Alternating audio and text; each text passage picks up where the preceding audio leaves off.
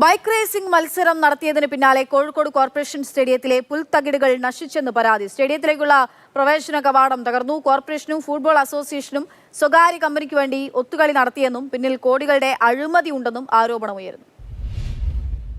കഴിഞ്ഞ December 21-നാണ് Kozhikode corporation സ്റ്റേഡിയത്തിൽ വെച്ച് ഇന്ത്യൻ സൂപ്പർ ക്രോസ് റേസിംഗ് എന്ന പേരിൽ ബൈക്ക് റേസിംഗ് മത്സരം ഇവിടെ നടന്നത്. പക്ഷേ ഈ മത്സരം കഴിഞ്ഞ് ഇപ്പോൾ 10 ദിവസം കഴിഞ്ഞിട്ടും കോർപ്പറേഷൻ സ്റ്റേഡിയം ഇത് പൂർവ്വസ്ഥിതിയിലാക്കാൻ കഴിഞ്ഞില്ല എന്ന് മാത്രമല്ല, സ്റ്റേഡിയത്തിൻ്റെ പുൽത്തകിട് ഏറെക്കുറെ പല ഭാഗത്തും പൂർണ്ണമായും നശിച്ചിരിക്കുന്ന സാഹചര്യമാണുള്ളത്.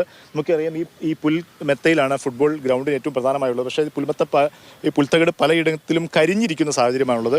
അതായത് ദിവസങ്ങളോളം 10-15 ദിവസങ്ങളോളം ഇതിൻ്റെ മുകളിൽ ഷീറ്റ് വിരിച്ച് മണ്ണിട്ടതിനാൽ തന്നെ പുല്ലിന് സൂര്യപ്രകാശം ഏൽക്കാതെയൊക്കെ പുല്ല് കരിഞ്ഞിരിക്കുന്ന സാഹചര്യമുണ്ട്. അതുപോലെ തന്നെ ടൺ കണക്കിന് മണ്ണാണ് ഇവിടെ അടിച്ചിരുന്നത്, ഡംപ് ചെയ്തിരുന്നത്. ഇതൊക്കെ സ്റ്റേഡിയത്തിനെ സാരമായി ബാധിച്ചു.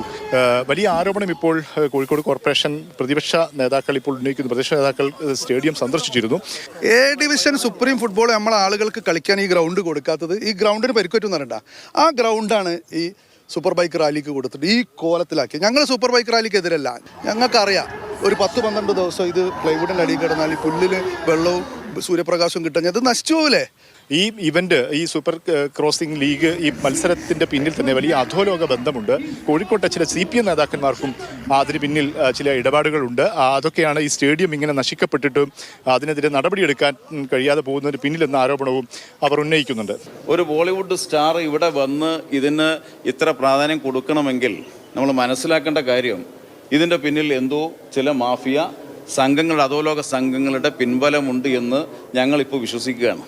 അതേസമയം ഇപ്പോൾ കോഴിക്കോട് കോർപ്പറേഷൻ മേയർ ഉൾപ്പെടെയുള്ള ആളുകൾ, കെ സദാശിവൻ ഉൾപ്പെടെയുള്ളവർ ഇവിടെ സ്റ്റേഡിയത്തിൽ എത്തിയിരുന്നു. അവർ ഈ വിഷയം സന്ദർശിച്ചു. പ്രാഥമികമായും സ്റ്റേഡിയത്തിൽ ചില ഭാഗങ്ങളിലൊക്കെ കേടുപാടുകൾ പറ്റിയിട്ടുണ്ടെന്ന് മേയർ ഉൾപ്പെടെയുള്ളവർ സമ്മതിക്കുന്നുണ്ട്. എങ്ങനെയായിരുന്നോ നേരത്തെ സ്റ്റേഡിയം ഉണ്ടായിരുന്നത് അതേ തോതിൽ തന്നെ നിലനിർത്തി തരും എന്നുള്ളത് തന്നെയാണ്. സ്റ്റേഡിയം പൂർവ്വസ്ഥിതിയിലാക്കാനുള്ള ഒരു ഇടപെടൽ ഇനി അങ്ങോട്ടുള്ള ദിവസങ്ങളിൽ. കേരള ഫുട്ബോൾ അസോസിയേഷനാണ് ഇപ്പോൾ കോർപ്പറേഷൻ സ്റ്റേഡിയം കൈമാറിയിരിക്കുന്നത്.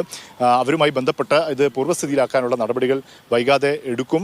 മറ്റുള്ള ആരോപണങ്ങളെല്ലാം അടിസ്ഥാനരഹിതമാണെന്നും കോഴിക്കോട് കോർപ്പറേഷൻ മേയർ വ്യക്തമാക്കുന്നുണ്ട്. ജസ്റ്റിനൊപ്പം മുഹമ്മദ് ഷഹീദ്, മാതൃഭൂമി ന്യൂസ്.